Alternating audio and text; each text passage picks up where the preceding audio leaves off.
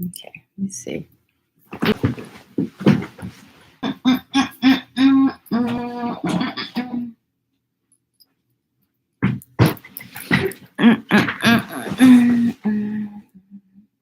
Oh, gosh. Let's see. Participate. Okay, let's see. Who is here? Let's see here.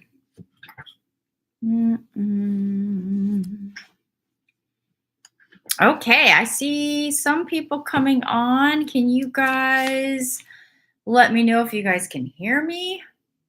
And who are my regular viewers? Normally at this time, most of my viewers are earlier part of the day, but I am getting started right now because this is the only time that I could do it. So let's see. Allie. Oh, Allie. Oh my gosh. I have not seen your comments in a while. Granted, I have not been doing social media in a long time because I have been doing so many clients. So, Allie, it's so nice to see you. Oh my goodness. Okay. So, I'm probably not going to have as many viewers because normally my viewers are in the morning. So I know, Allie, you've been working a lot. I've been working a lot. Allie, you're like my longtime viewer from seems like ages ago. So it's great to see that you guys are here. I'm trying to figure out a time that would work best for you guys as well as for me. So thank you for the like. I really appreciate that.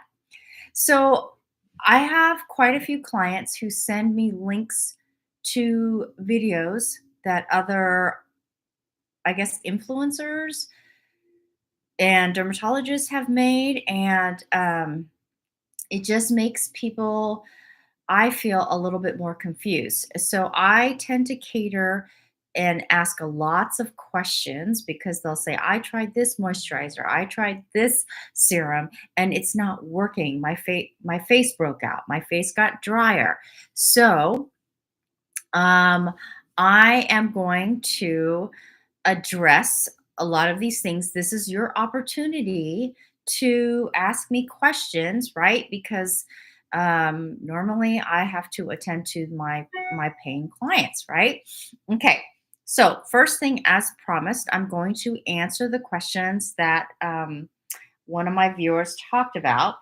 Okay, let me see here. Okay, because I have it up on my phone. Let me see here. So this person says, this is at Chat2P18. So it says, I want to know how to treat dehydrated skin. Please help me out. Please do an updated skincare routine for dehydrated skin for both face and body. Okay, so I responded to the question as far as they didn't tell me what type of skin that they had, and that's really important. So I'm going to go a little bit into that first. So I could give you information right now, just a very general kind of information, but that may not help you quite enough because I don't have any background information. So so first let me talk about this, okay? Let's first talk about dry versus dehydrated skin, how you can tell. Now, dry versus dehydrated, there is like a fuzzy line between these skin conditions. This is one of, not the most, but one of the most misdiagnosed skin conditions because it's they could be either or interchangeably. Okay, so what I'm about to tell you, these are the visible appearances of what dry versus dehydrated skin is. Okay, so let's talk a little bit about that because if you guys have ever, can you guys let me know in the comments? Hi, you guys. Have you guys ever known in the comments? Have you ever put on a very rich cream. And then you still felt like your skin was really, really dry, that you felt like it was just kind of maybe greasy on the top. And it was rich and very emollient, but when you put it on, it just still felt dry. How many of you guys have experienced that? Okay, let me know in the comments if you did. Okay, because I'm gonna share with you some things in regards to that. Um, okay, so anybody have experienced that? Or I get a lot of comments about people using hyaluronic acid serum and they say it ended up breaking me out or it ended up making my skin even drier, right? I have. Okay, Midnight Myrna or Mina, right? You definitely have. Okay, so this is why. So, first, we're going to talk about the differences between the two, how it may feel, and what it looks like. And and some of you may have both dry, dehydrated skin. Okay. So, I have notes here because I have all this information jumbled in here. And I don't like to, a lot of times people go on live and they will just start, talking and then they'll start rambling, right? Okay. So Carol says she's super flaky and crinkly. Nothing works. Oh, so that's interesting. Okay, here we go. Okay, so let's talk about first dehydrated skin. I'm seeing way more dehydrated skin conditions than I ever have in my entire career. And I think part of it is because there are way more skincare products that are available, even in retail, that helps retexturize, or not retexturize, but resurface the skin. Okay. And then if you do it too much, you do it too often, or you're layering skincare that has too much of these actives, your skin can get dehydrated. Okay, so here are the appearances of dehydrated skin. Now, this is generally speaking because I'm going to go over the different types of skin conditions. Okay, so here are my notes. Okay, so first of all, dehydrated skin tends to look crinkly and flaky, but the flakiness looks a little bit different. Flaky, what I mean by flaky, it almost kind of looks like tiny specks. So, um, like dandruff almost. Okay. So if you've got like really, really dry skin, like if you've done any type of like acid peel or you're using retin-A or tretinoin or you're using acne control products, if you wear like a black top and you look down and you're like, oh my gosh, that's from my face. Okay. That's really dehydrated skin.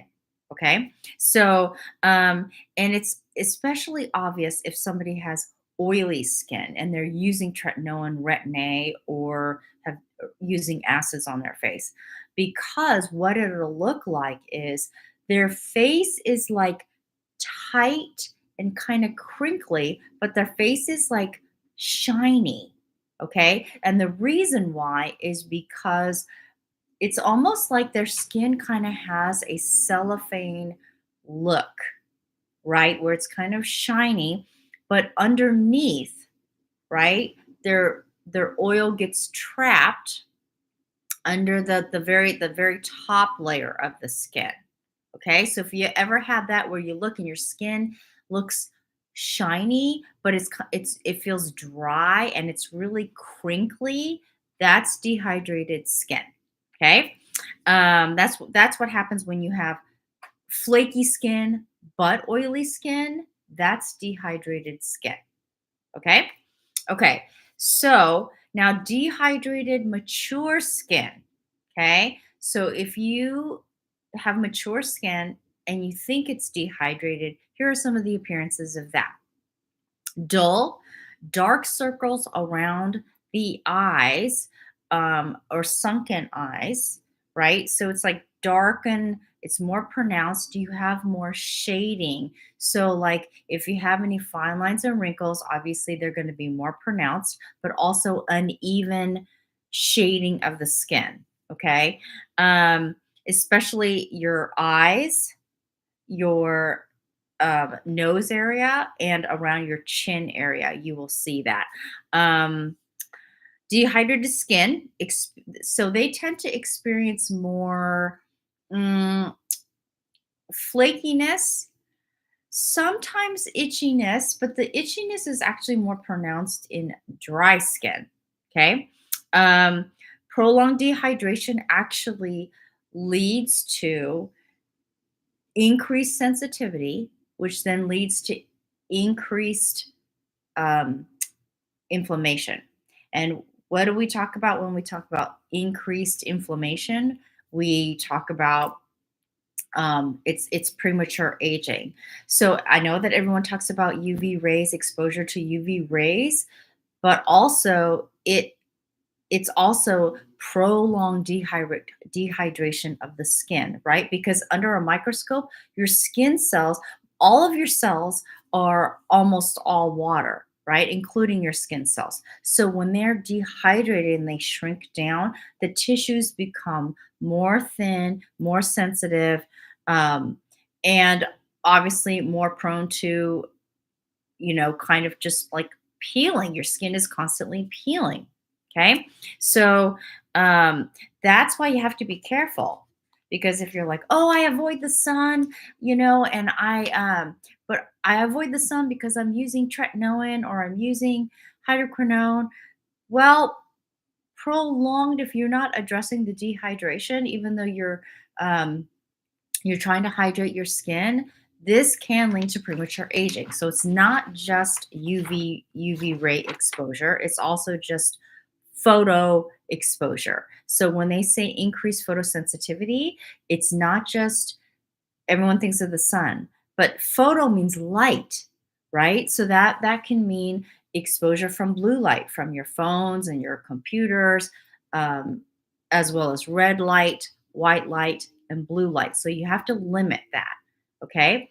um, She's like, my legs are the worst. Some itchiness also. I'm older. Thank you for talking about this. Oh, okay. So I was going to say, when I said my legs are the worst, usually that happens with women who are post-menopausal.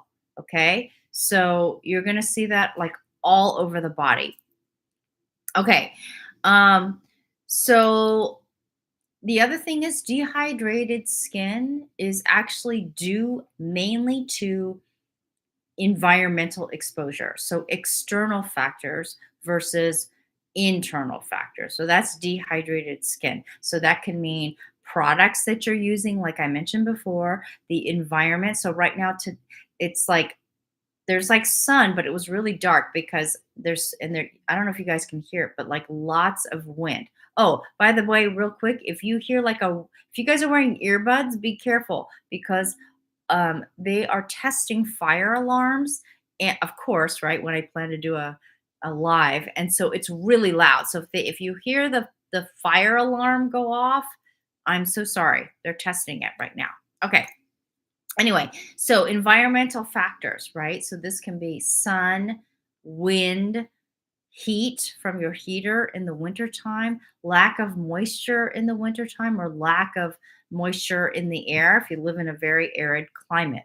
So, environmental factors, um, dehydrating products, a lot of anti aging products tend to increase skin cell turnover rate. So, then that, of course, increases the chances of transepidermal water loss, right? Tool. Okay. Also, using the wrong products for your skin type. So, or using them in the wrong order or using them incorrectly. For example, hyaluronic acid serum. Okay. I'm not talking about the hyaluronic acid with an anti aging, but actually, if it's a hyaluronic acid paired with retinol, that could be really dehydrating, because hyaluronic acid is attracted to water. So if your skin is really dehydrated, um, and you put hyaluronic acid on there, it's going to actually end up dehydrating your skin even more. It needs humectants already on the skin to be attracted to the moisture of the water. Okay. Okay. So, um, Okay, let's talk about. Oh, here's another one. If you have dehydrated skin and you keep applying heavy creams or products that have high occlusive agents, such as like waxes and oils and balms, then and you don't have any moisture on your skin, that's why you feel, when you're using like shea butter or you're using cocoa butter, but your skin is dehydrated and you're using like a balm or something like that, it's going to end up making your skin even drier in the end. I call this like the chapstick conundrum, meaning if you have really, really chapped lips and then you put on chapstick, um, or Blistex or something like that. Have you guys ever noticed that your lips flake even more, and then so you put more on, and then it gets flakier even more? So you have to be careful with that. Okay. Okay. Um, okay. So Carol, sure, super flaky, crinkly, nothing works. Your legs are the worst. Some itchiness. Okay. So my question to you, Carol, if you're still on, is what kind of lotion or body cream or that you're using, and are you applying these products on slightly moist skin? So that's my question to you. Okay, so if you're still on here, let me know. Okay. Okay, um so let's see. Allie says, do we judge our skin before putting on product like vitamin C serum or creams? My skin does look old and dry when I get out of the shower.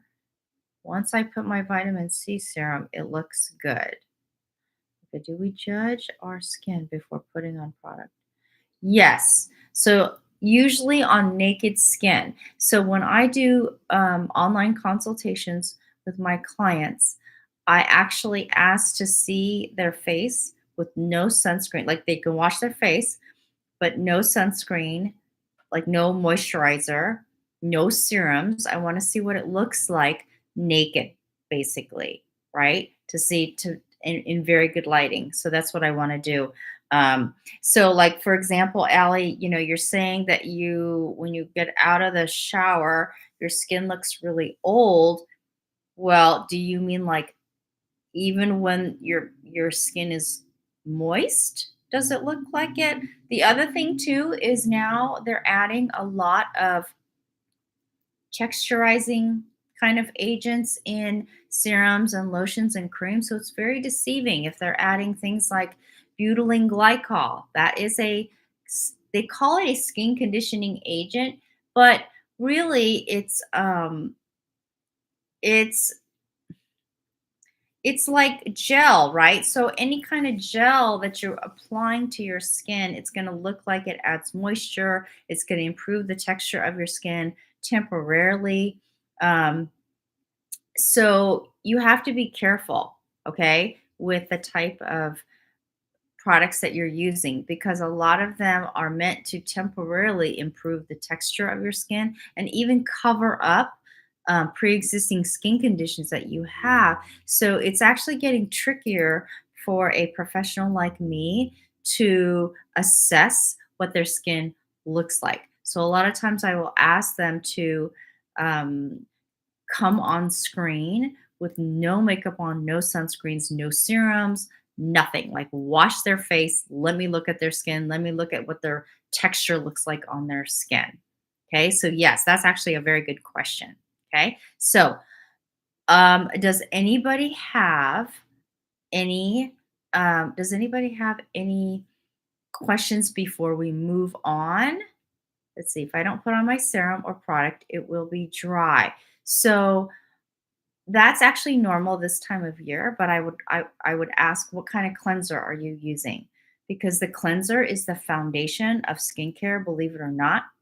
Because if your pH isn't right, if your skin is too dry, the other things that you layer on top of the skincare products um, can exacerbate or sensitize your skin. For example, let's say you're using a cleanser that is too drying for your skin. And then right after that, you apply vitamin C serum, not the kind with the hyaluronic acid, but like L-ascorbic vitamin C. And then you say, my skin really dried out or my skin broke out. Okay.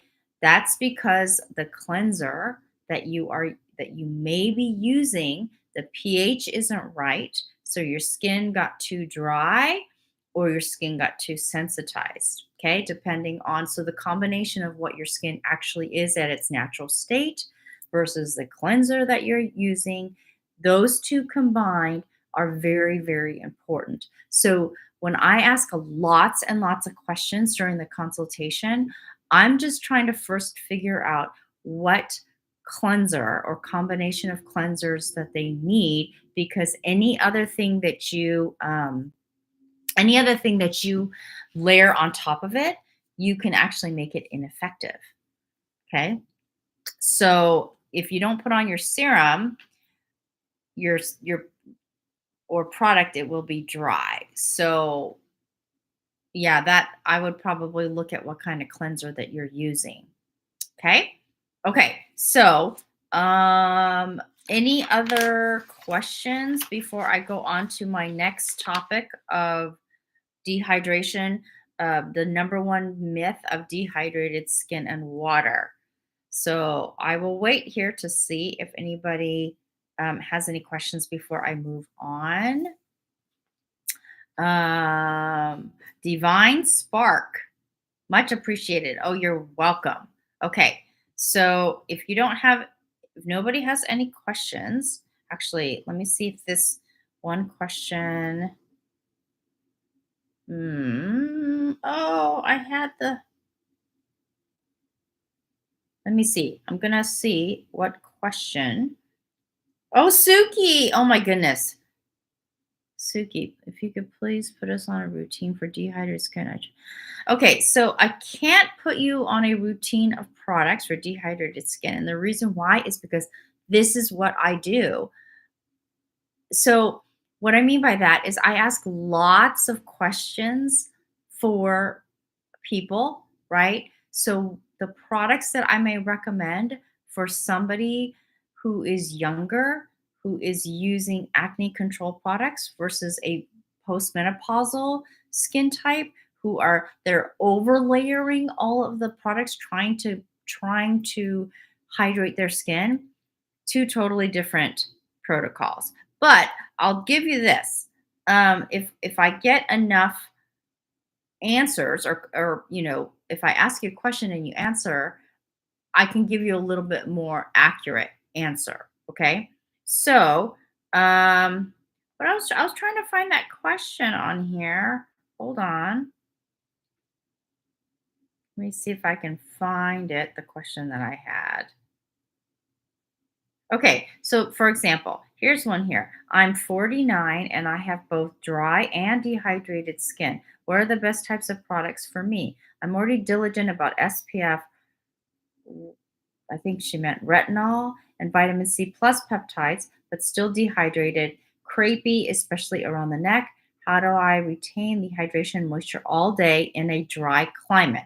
Okay, so here's the information that she gave me, right? She gave me that she's 49 years old, right? So she's perimenopausal, or she is menopausal, or she could even be postmenopausal, right? So her hormones are already affecting the way her skin looks and feels. She says she has both dry and dehydrated skin. Okay, so I would have to take a look at her skin and feel the texture, because a lot of times when people say my skin is dry, most of the time they're dehydrated. Now she could be both, because she has mature skin and she's using retinol. So retinol can both dehydrate the skin, right? Rob the skin of the moisture. Plus, because she may not be producing enough oil, right? So she could be both. And she says she's diligent on SPF. If she's using a mineral sunscreens or zinc oxide tends to suck that moisture right out of the skin, right? Because it's very, very absorbent. Um, then she says vitamin C plus peptide. So what I want to know is she's actually using um, is she actually using an L-ascorbic vitamin C, or is she using a vitamin C derivative that is more gentle to mature skin? And those are typically oil soluble, right? So, how do I retain the hydration and moisture in a dry climate? Okay, so here's one key. When you have, um, when you are in a dry climate, you want to add on additional water that has humectants inside the water. And when I say water, I mean like a aqueous solution. So it can be aloe vera juice. It can be water, but more in like a hydrating type of toner that has humectants in it. Because what'll happen is, because the humectants are in this like liquid solution, and I don't mean any toners that have um, witch hazel. Witch hazel can contain up to 14% alcohol, so that's going to already be drying right there, right? So the key is, if you're in a dry climate, you want that hydrating toner and then apply your hydrating serum on top of that. Then, right after you do that, now this is general because I don't know what other products you may be using, but if you're using an antioxidant serum, that needs to go on first before the toner, because you don't want to dilute it, right? So you want to put the vitamin C serum on your face, let it absorb, and let it set for 15-20 minutes. And if you don't have time to do that, you should be doing that at night. Studies have shown now that it's actually, vitamin C actually works better at night than during the day, even though that was the general consensus, because vitamin C is so highly volatile, it breaks down very quickly when exposed to light. Okay. So if you're using a hydrating serum, you want the toner to go on first, then, right, spray it, then apply your your hyaluronic acid serum, because then it'll be drawn to those water molecules. Then you don't want it to evaporate if you're living in a dry area. So then you want to apply your cream while your skin is still moist. Okay. So that's the one tip. Um, let's see. I'm using natural products, and no, I don't add water first. Okay. Is this for your legs, Carol? Um, okay, so this is what happens when you get older. Typically, the areas that you have the largest sebaceous glands is, obviously, it can be, depending on what skin you were born with, but usually it's going to be on your face. And on your face, it's typically the T zone. It can be your chest and your back. Okay, those are where your largest sebaceous glands and the most active sebaceous glands, as well as your under your arms, right? And your pubic area. Okay. When you get older, the oil production decreases significantly, because the hormones determine, or can determine, how much oil that you are producing, and as well as how active you are, right? Obviously, the more active you are, everything speeds up: your metabolism, your sweat glands, and your sebaceous glands, right? So, um, but your legs, your hands, your stomach, your neck, they have the least amount of sebaceous glands. And so those are the areas that get driest the first, especially if you're postmenopausal. I mean, it's when you become postmenopausal, it's like you'll be looking at your like arms or your hands, or on your legs, and you're like, "Oh, why is it so crinkly? Why is it so dry?" So then most women will just put, you know, they'll put moisturizer on your legs, but they'll do it on dry skin, and it has to be moist. And water is not enough, especially if you are living in an arid climate. You have to spray with humectants and then apply if that helps. Okay. The other thing, Carol, is you said you're older. So I would like to ask you if you are eating, you need to increase your diet of essential fatty acids because let's talk a little bit about how the skin works, right?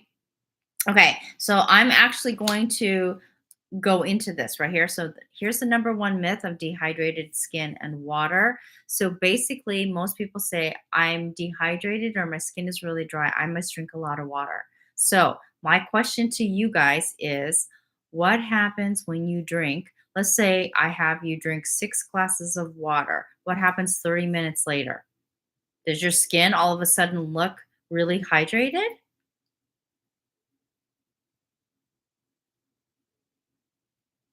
Are you guys thinking? Like, what happens? You drink all this water, then what happens to you about 20, 30 minutes later? Well, you have to go to the bathroom. So, your body's designed to survive. So, it's going to go to the excretory system first, right? To get out your metabolic waste and the toxins first.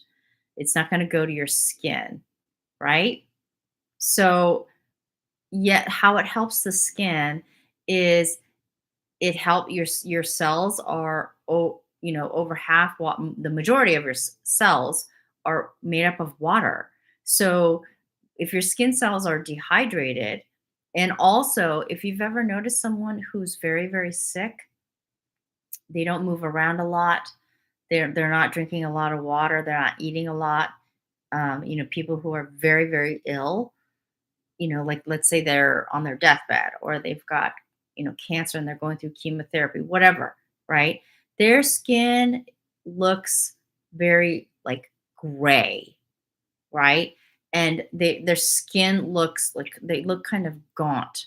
That's how the water helps your skin is your overall skin tone and basically the function of your skin so that it looks healthy, right? But as far as like moisture, yes, at the internal level, intrinsic factor to some level, yes. But the surface level, it doesn't get immediately hydrated. Environmentally, because your skin is dehydrated, the way that you increase the hydration as far as immediate effects is by adding it on top of your skin. Okay, so that's one of the myths about um, water. Yes, water does help, but as far as immediately, no. Okay. So, let's see. No acids or anything like that. Okay. So, Carol, can you first tell me? Oh, wait. Okay, here it is. Yes, for my legs, but it's been that way for a long, long time. My face is fine. Okay, so if it's your legs, my first thing is, Carol, is if it's your overall body, you've you've got to increase your consumption, believe it or not, of essential fatty acids, right? Because that's all of our cells are it has a lipid lining to protect our cells. Okay. So, Carol, I don't know. This is again because I have not done a consultation with you, but if you can increase your consumption of um, foods like almonds, avocado, fatty fishes like salmon, that's going to help. Okay. And again, I don't know any your background. I don't know what your allergies are. I don't know what your diet preferences are, but you're going to have to eat a lot of it. I did a video on that where I was eating so many almonds because I was doing consultations all day. Um, that I was just literally like snacking on almonds and I would go through like a bag and a half, almost a bag and a half a day. And I was getting chubby. But the one thing that I noticed was that my skin had so much oil that at one point I went to the bathroom and I was looking in the mirror and I had one of those mirrors that like magnifies a lot and I had all these little tiny dots of oil, which that never happens to me because I have postmenopausal skin, and it is almonds. I looked it up, and there's definitely studies that have to do with that. So, like, for those of you who have really oily skin and you cannot control your oil, you actually need to decrease the consumption of, even if it's healthy fats, right? Just decrease your consumption of like cheeses, almonds. Avocado is a big one. I had one client where she's like literally, she said that when she washed her face, 20 minutes, if she didn't do anything, her face was like super oily, right? So I asked her, do you by chance eat avocado? And she's like, I eat avocado toast every morning. And I'm like, okay, we need to decrease that. And eventually her oil, I mean, we had to change her products as well, but that's one of the things as well. Okay. So, um,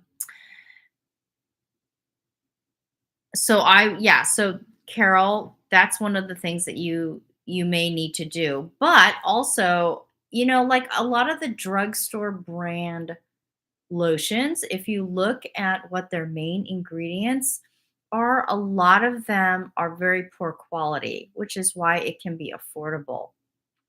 But you've got to look at a lot of them. For example, if it'll say petroleum or petrolatum, mineral oil, those are all the same, essentially the same thing. It's basically the leftovers of after you refine petrol. That's why it's called petroleum.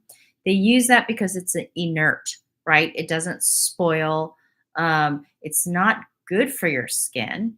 It just coats your skin. So the problem is that if your skin essentially is already lacking in the oil or moisture, all it does is coat the skin, right? So that's why you're putting lotion on over and over and over and it's dry. That's why. Okay? So, other than that, I'm going to answer. Oh, okay. So I already did this one here. Still dehydrated, crepey, especially around the neck. So that I think I answered that question before. If you're 49 years old, you're going to start to see the drier areas of your body start to look older faster than, you know, especially if you're using retinol. That does tend to dry out the skin and you experience tool a whole lot more. Okay. So I will be doing a series on dry and dehydrated skin. Let me see what we can talk about as far as, first of all, okay, before I move forward, I'd like to give up. Does anybody have any other um, questions in regards to that? Or they have a question in regards to like a skincare product or anything like that? I do want to say one thing. Mm, so ceramides, right? There are some moisturizing products where they've added ceramides. The best way to replace those ceramides is by eating, Carol, back to the diet again, eating the essential fatty acids.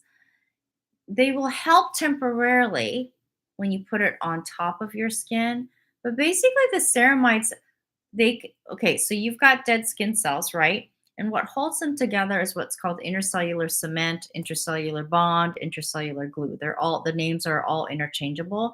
What's inside that? One of the things is called ceramides. So you can add it topically and it will temporarily relieve your skin, but you can't really like add ceramides into there, right? So it's kind of a marketing thing. I mean, it temporarily relieves it, but the best way to replace that is actually increasing your consumption of essential fatty acids. Okay. Um, I I have to take phytoceramide because my skin is so dry it hurts. Any suggestions? Okay, so phyto means plant, right? So plant-based ceramide. Um, And you're older too. Okay, so your hurts, any suggestions?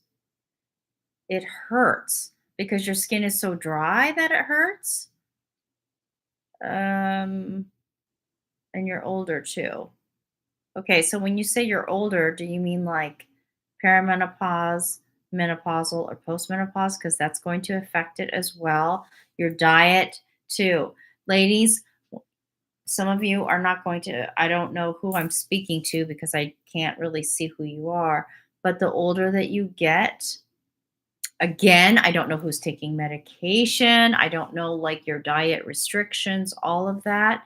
But naturally, as we get older, our skin, our nails get brittle, and our hair changes texture, right? Anyone can speak to that, right? So you can apply oils to help relieve them, but you're going to have to increase your consumption of essential fatty acids. I've had some clients who were mature, postmenopausal, and they were vegan, and they could not add enough lotions, serums, potions, you name it, that will change. And I said, you've got to have some type of food that has a good amount of this. So whether it's nuts, seeds, you're going to have to eat some kind of protein or some kind of something like that because we are closer to animals than plants. Does that now it doesn't mean you can't do it, but it's a lot more difficult. Okay? So, um I have to take phytoserum because it hurts. Any suggestions? So, are you saying also is this a serum or a cream? So that would be my question as well. Okay? So, I want you guys to start being more educated. It seems like the audience that I have, some people are interested, but others are not. And when you start to actually educate yourself on what some of these newest skincare ingredients are, um, you know, because they're synthetic, some of them we don't know the long-term effects. Now, when we started having more and more plastic. So people used to, believe it or not, and I don't know if some of you still do, microwave and plastic containers. They never heard of BPA. They never understood the long-term effects of this. And now we're starting to, right? It's affecting your endocrine system. It's affecting your hormones in ways that we didn't understand. So it's affecting fertility rates, it's affecting reducing testosterone levels, sperm level counts. This is why you're starting to see more and more people who are having fertility issues. You're starting to see more women having autoimmune disorders, including myself. So, what's my take on CeraVe products? There's some of them that are okay. Um, like for example, they're okay. They temporarily work, but not long term because you are creating, right? Your body is creating that intercellular cement and that intercellular bond. You have to make it, right? You're not adding skin on top of your skin. Your body is making the skin, right? Along with the intercellular cement that holds the skin cells together. So the best way is diet. Um, it will definitely help, especially for those who have eczema. Um,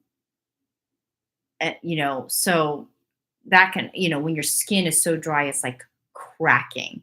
Now, when your skin starts to crack, that is not dehydration.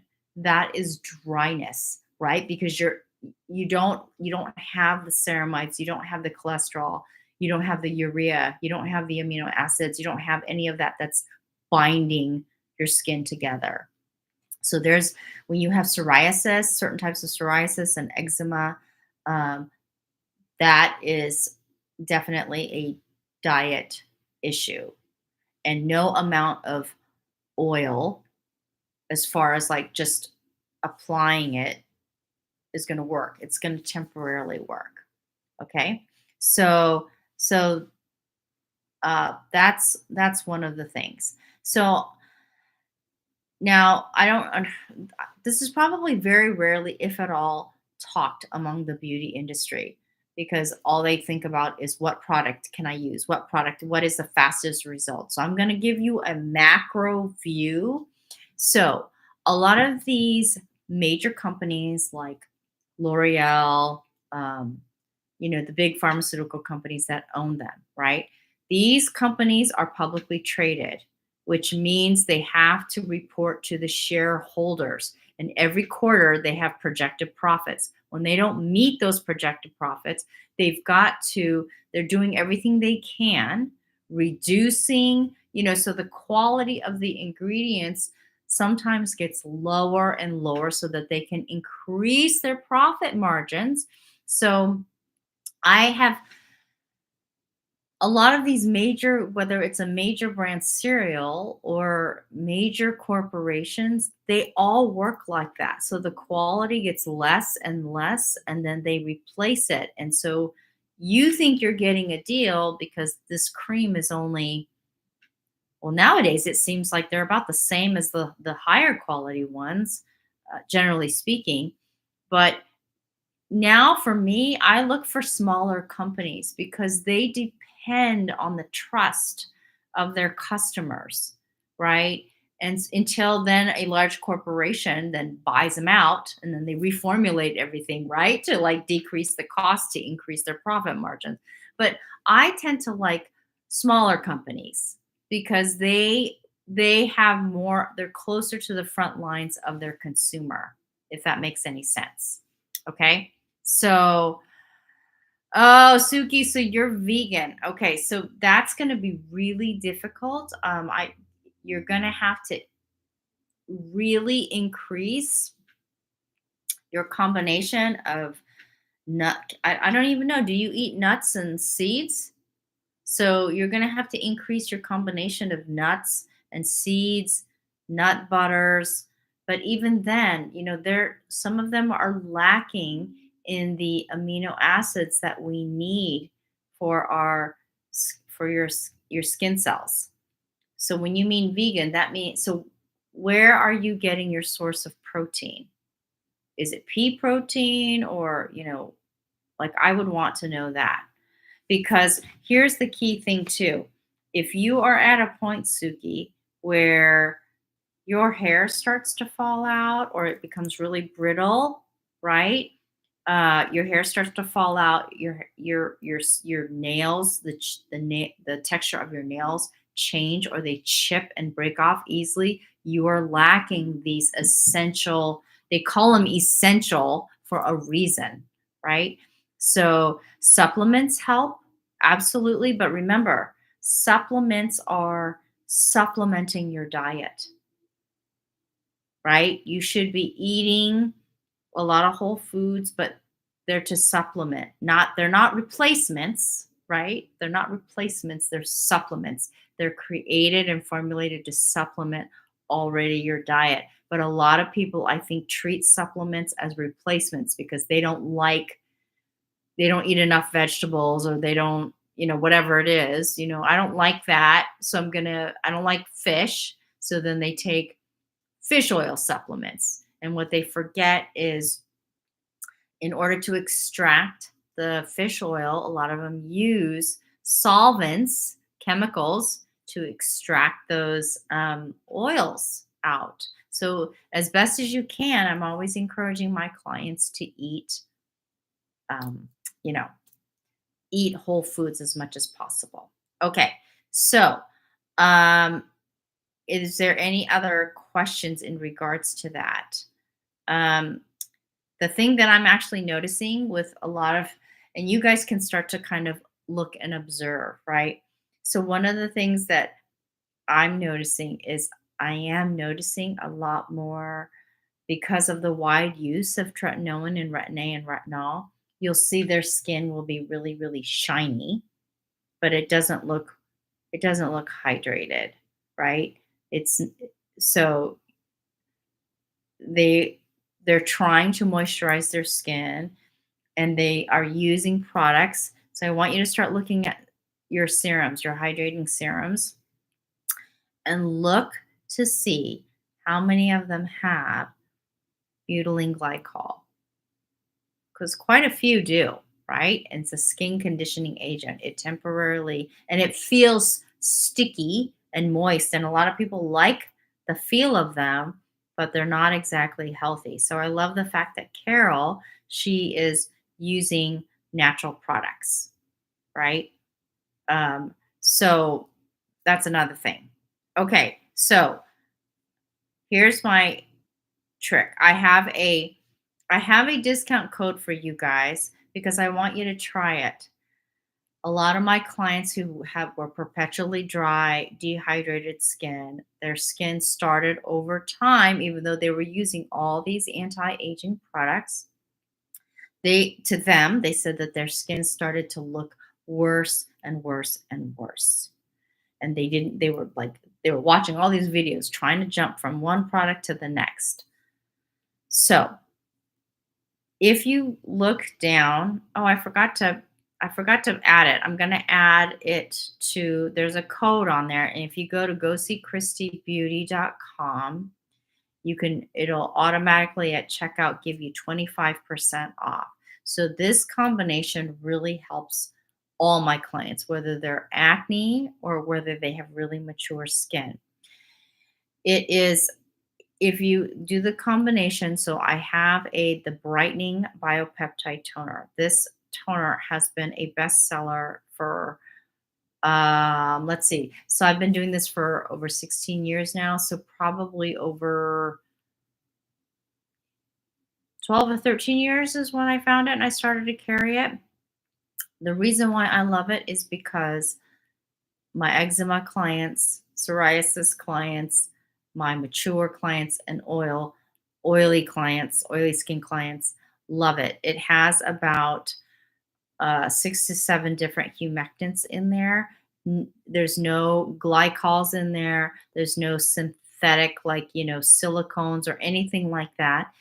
And it also helps ingredients where it helps with brightening agents. They're all plant based. Now, when they use that with this hydrating gel that's under exfoliate and hydrate, I think, or it's even under moisturizer category. One of the few hydrating products that does not contain any silicones, acrylates, any of the glycols, no pentylene, no butylene, no propylene glycol, and it really helps their skin. It actually helps even my acne clients and my very, very mature or alopecia. Alopecia is a skin condition where the sebaceous glands are super, super small and it doesn't produce enough oil. So um, and then they put that on top, okay? And then they put on the cream. Now, there is a new product that has come out and it's called MD Dermaceutical Dew Drops. That the full size is not even ready yet.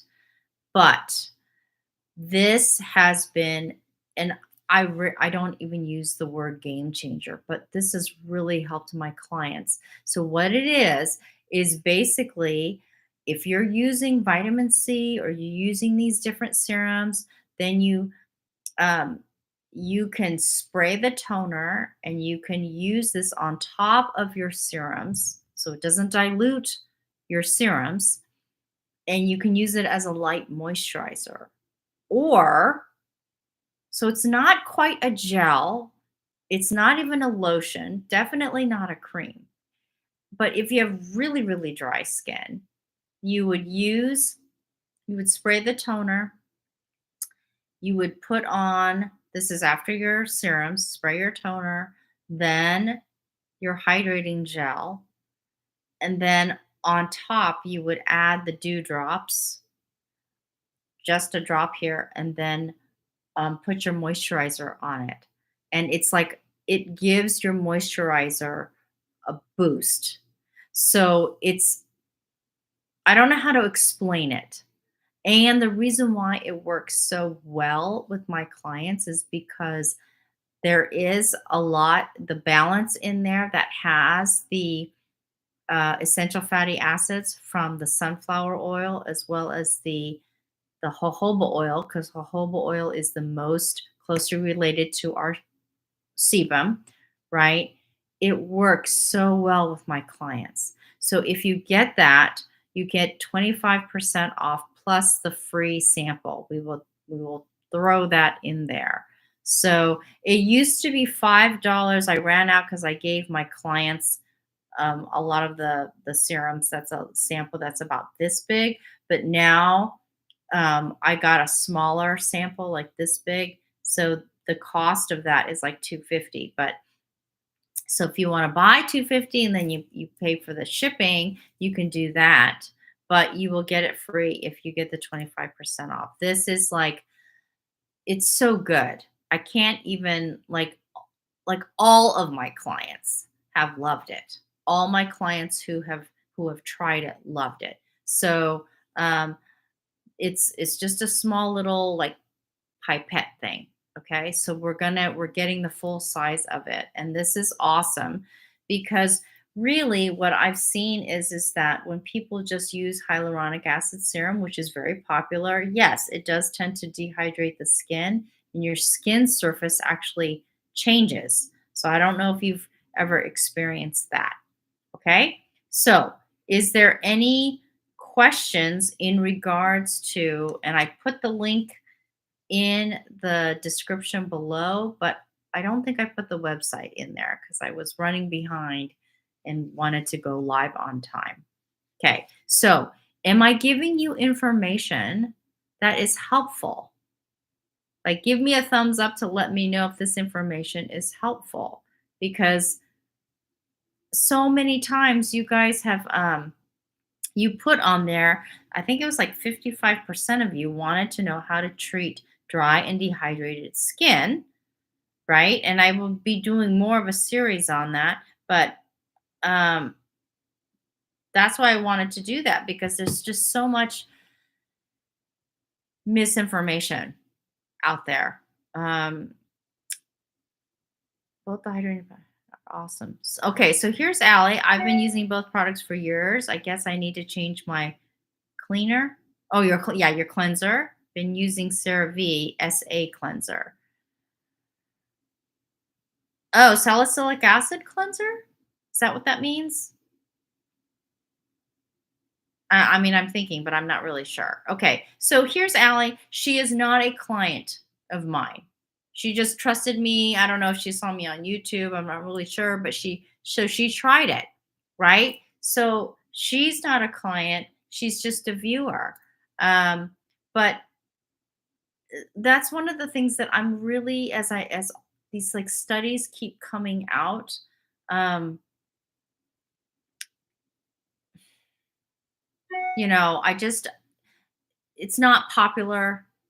It's not popular, but you start to do the research on this stuff and you're kind of going, oh, this is not only good for our bodies, but also not good for the environment. And so, I mean, because they don't break down. Some of them don't break down. Um, so I just, so, oh, yes, CeraVe salicylic acid cleanser. Okay, so is your skin oily and breakout prone? Because you just said, because remember, salicylic acid is oil soluble, right? It absorbs oil and it dissolves in oil. And that's why they use salicylic acid, beta hydroxy acid for people who have oily skin and breakout prone skin. So I would want to know, Is your skin dry or breakout prone? Is that why you're using the salicylic acid? And are you breaking out? Are you using it because you're breaking out? So that's another thing. Because Allie, it's so interesting because I had assumed that you were, um, I think you said that you were older, but I thought you were like really, really young. I don't know why. I thought you were really, really young. I mean, you never said you were old, you never said you were young, but yeah. So I would want to know how your skin condition is. Okay. Okay. So is there any other questions in regards to like what your skin looks like, how to kind of tell? Here's another thing that your skin may be lacking in water as well. So when you're younger and you do the pinch test and it kind of like holds its shape, that is that's when your skin is dehydrated. Now, if you're older and you do that, right? That's because we're lacking in the collagen and the elastin. It doesn't bounce right back. So that's another thing too. Yes, you get breakouts. You're 46. You're 46 and you get breakouts. Did you get breakouts when you were younger? Or is this like a um, postmenopausal, um, what do you call it? Postmenopausal hormonal thing. So that's one thing I'd want to know too. Because if it's a hormonal thing, and the other thing too is you said when you wash your face or something, it's really, really dry, right? Do you ever get an oily shine after you wash your face without using any products? And if so, how many hours after you've washed does it start to get oily? So that's another one. That's going to tell me if the cleanser that you're using is correct. Okay. Oh, wait. Oh, that wasn't you. I was going to say, oh, yeah, wait, you're 46. I think this person that commented, um, they said that they were, but she said, I think she said she was 49. Okay. Okay. So, yeah, when you do an updated skincare, it's this is why it's so misleading because all these influencers will tell you all these this is what you need to do, and it's like, well, you're speaking to a wide range of people, right? You don't know what their skin type is, so it's a little bit more specific than that. Always got breakouts, very helpful. Oh, great. Okay, no oily shine. Okay, so here's my next question. Is the breakouts like cystic where they never come to a head? Is it just red breakouts? Does it have pustules or um, or are they flesh colored bumps? Because that's going to tell me a lot too. And you said where do you mostly get them? You need to put your products for skin not to feel and look dry. So where do you get the concentration of your breakouts? Is it on your chin or all over or random? That's going to tell me something.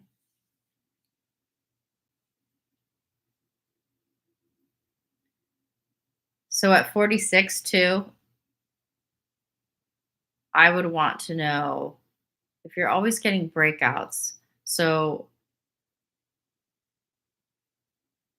can you tell me what kind of breakouts that they are? Because that's going to tell me if it's an oil issue or if it's an exfoliation issue. Okay. So I'm telling you guys, especially of those you guys who are watching, I don't know how old you guys are. Like, can you guys just put in the comments like what your age is? Because I don't want to talk about a skin condition that you are not, right? Or your life stage. So I need to know, oh, here we go. All all of the above types of kind of breakouts. Oh, so you're getting red bumps, pustules, and flesh colored bumps. So if that's true, then that means um, so the ones that are red and have pustules, those are typically bacteria uh, related, and the flesh colored bumps, that's a desquamation issue, which means the rate at which the skin cells turn over. So that means that we have to obviously speed that up. So salicylic acid can work, but I would like to know if they're concentrated in a specific area or if they're all over, because that's going to tell me if really your skin needs a more balanced a balancing cleanser versus an acne control cleanser. Okay. So, um, so for those of you who guys are watching, um, what other questions that do you guys have? Because I will answer, or if there's a specific skincare product, right? Because I am finding too, just for the sake of selling things, my client sent me a link to this one video, and sake of selling, like, the it's just a gimmick to get you guys to buy it and try it because it's probably kind of unusual, um, and you don't need it. So that's kind of why I'm asking you guys, because you have to be careful of all the things that are out there that they're trying to get you to buy, right? So, no. Chin. Okay, so chin is, you notice that I said, is it the chin? Because for females, breakouts are concentrated on the chin. For males, it's usually around the jawline and like right here in the cheeks and then up here, because those are usually androgen driven. Androgen is a male hormone. It's a precursor to testosterone, but women have androgen as well. And when women stress, the levels of androgen in their blood go up, and that can influence how much oil you're producing, how thick the oil is. This is why, generally speaking, men, or males typically have more stubborn, and if they have acne, it's worse than women on a general scale. So it's hormonally driven. So it sounds like, but you said you're always getting breakouts. So, Allie, what I would do is, do you ever get an oily shine? And do you wear makeup, Allie, like a foundation or anything that makes your skin oily towards the end of the day? Okay. So I with just what you're telling me, I'm going to give you a recommendation, but I do need to know that. Okay. Okay. So in the meantime, I don't know how you guys are watching this. I know some people, they watch on or they don't watch, but they like listen as they're like washing dishes or, whatever. So I'm going to be doing just more live streams because, and I'll still do some videos and things like that. But I feel like I can help more people when I can get more of a response going back and forth.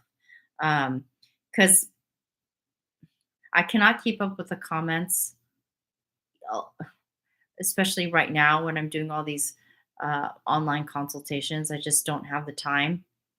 And um, I'm not a big social media kind of person. So it's just easier if I just do this. Also jawline. Oh boy, no makeup. Chin and jawline.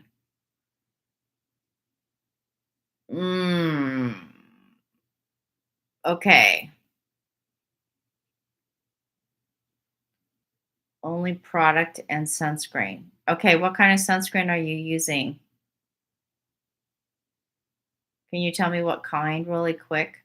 Because I want to see what the main with the main. Ca- Hopefully, it's not a chemical sunscreen. Chemical sunscreens tend to break out people who are breakout prone. And if it's using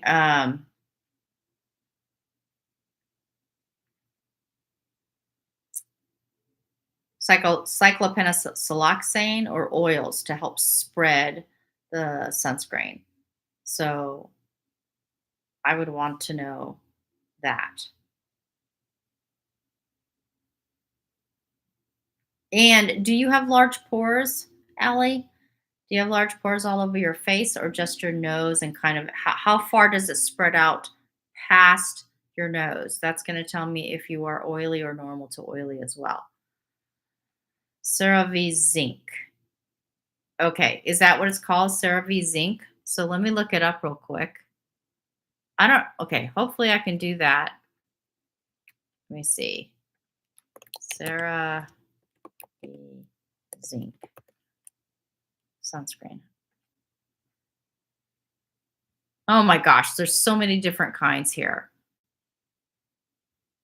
Can you tell me which one so I can look it up to see? There's like 50 SPF. There's facial moisturizing lotion with broad spectrum SPF. There's all these different ones. So let me go to the CeraVe website and then, oops, let me go to the sunscreens here and then I can.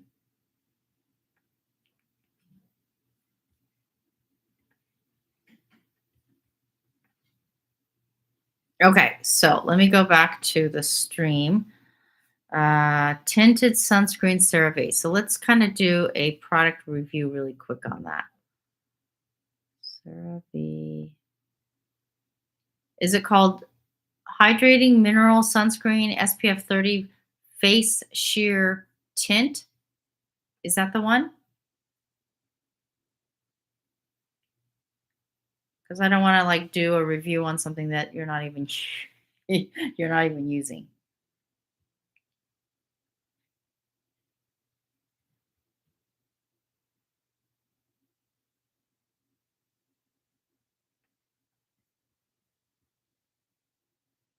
I know that tinted sunscreen typically has iron oxide in there too. So um, let's see what you are using. Now, are you using that just as a moisturizer or just your sunscreen? You're not, because you said product and sunscreen. So I didn't know what kind of products that you used. Okay, tinted sunscreen, CeraVe.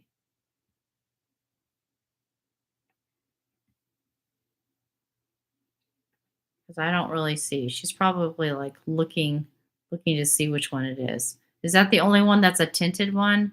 I'm looking. Wow, there's a lot of different sunscreens that they have.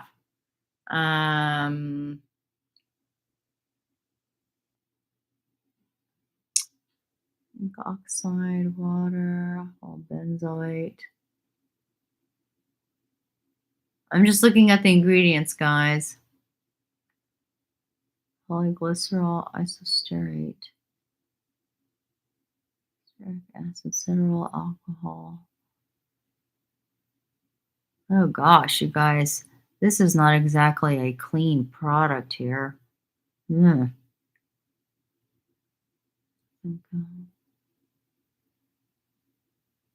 Okay, so this is kind of interesting. It has salicylic acid in a sunscreen.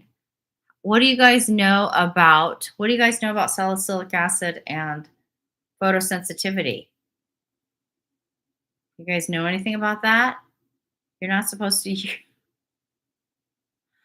you're not supposed to use, especially something that's a leave-on, and then go out in the sun. This is a sunscreen and it has salicylic acid in it. So I'm not sure if that's the one that you're using because I'm looking at it right now. This is the one I'm looking at is called CeraVe Hydrating Mineral Sunscreen 30 SPF Sheer Tint. So according to the ingredients on this, it has salicylic acid in it, aluminum hydroxide. Ooh, that's not good. So if that's the one that you're using, Allie, I don't know if that would be the best recommendation for you. So, um, so what I would do, Allie, because you didn't respond. I'm not sure if that's the actual sunscreen that you're using. So what I would do is, given what you have told me about your skin, this is what I would do. If you wake up and your skin is dry, I'm going to have you, and I would really recommend that you would try just the sample, right? Just the sample of it. And the sample of it, let me, oh, I'm going to copy the link. I wonder if I can put it in here. I'm not sure.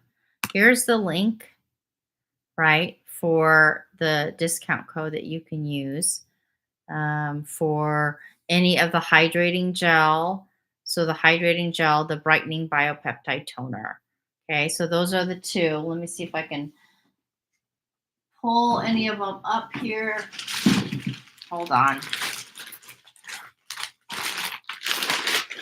Okay, so this is the hydrating gel. Hydrating gel treatment. You can find it under the moisturizer. If you are concerned about what is in here, it's purified water, aloe vera juice, glycerin, sodium PCA, hyaluronic acid, Laminara digita extract, calendula officinalis flower extract, Camellia sinensis, which is green tea leaf extract, Camellia whatever, which is Marticaria flower, arnica extract, golden seal extract, um, grapeseed oil, and horsetail extract, burdock root extract, which actually normalizes sebum production, and carbomer 940. Okay, that's what's in this one. And then the other one is the toner, which, grab it. This is the toner that I was talking about. Okay. And so the first ingredient's not even water. They don't use water. They use aloe vera leaf juice, glycerin, polysorbate 20, methyl sulfonyl which helps with moisturizing skin conditioning. It's an absorption enhancer. Sodium PCA, DL panthenol, copper gluconate, cucumber fruit extract, licorice root extract, azelaic acid, uh, grape seed extract, L-ascorbic acid, tocopherol acetate, carbomer, beetroot powder, hydrolyzed cornstarch, tetrasodium EDTA, lactic acid, um, green tea leaf extract, my eyes, palmitoyl tripeptide, -1, palmitoyl tetrapeptide 7, sodium hydroxide, alpha arbutin, kojic acid, potassium sorbate, gluconolactone, and sodium benzoate. Okay, so if you prepare these two together, and then we will send you with it the little sample of it. It's about this big of that dew drops. Okay, so when it comes out, you guys can get the full size. Okay, so okay, that's the one. Okay, so Allie, I don't know if you heard me, but I was saying that if you look at your ingredients, um, they're not exactly the most beneficial for you. If you heard, it has salicylic acid in it, which is photosensitizing, and it's in sunscreen. So you have to be careful too, because there's even some sunscreens that have retinol in it.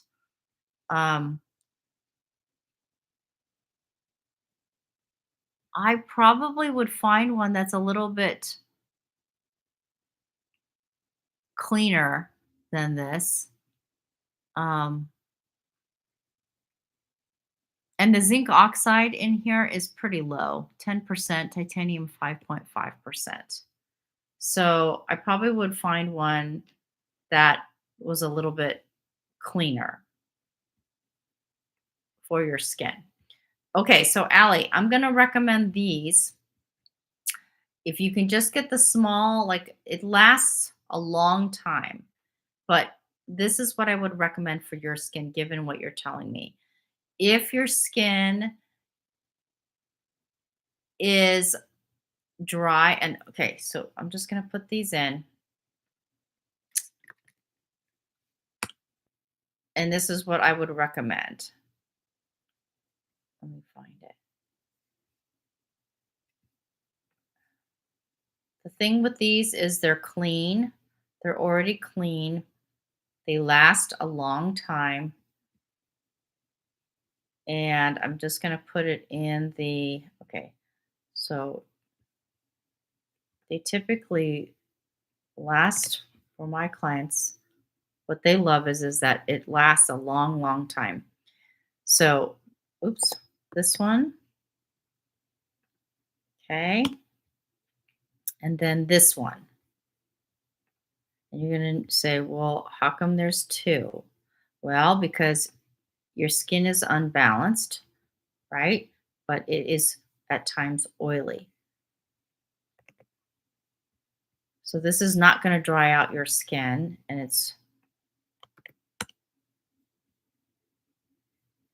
those are pH compatible for your skin type. Now, what you would do is in the morning, if you wake up and your skin is oily when you wake up, you would use the oil balancing or the oil-free cleanser first. And while your face is still wet, you're going to use it with the follow with the all-natural balancing cleanser. You can get the sample size, which is about this big. Okay. They're really concentrated, so you don't need a lot, and then you lather it up with water. Okay. In the evening, you're going to, since you're using sunscreen, you're going to have to use a cleansing oil to get the sunscreen off your face. Then follow it with the balancing cleanser or the oil-free cleanser. Okay. So if you're kind of wondering why you're using two different cleansers, because one of them is going to take the oil off and the other one is going to rebalance your skin's natural moisture barrier. Okay. Okay, so hope that helps. If there's no other questions, then I have to go eat dinner. So I thought I would do this real quick. I will follow it up with different series of what dry skin looks like and feels like, what dehydrated skin looks like, and then how to go about treating these different things. Okay. So other than that, I'm going to let you guys go, and I will be doing these videos later. So if there's no other questions, you guys, thank you very much for watching, because it's already almost an hour and a half. Oh my gosh. So remember, makeup is an art, skincare is a science, and I will talk to you guys soon. All right. Bye-bye.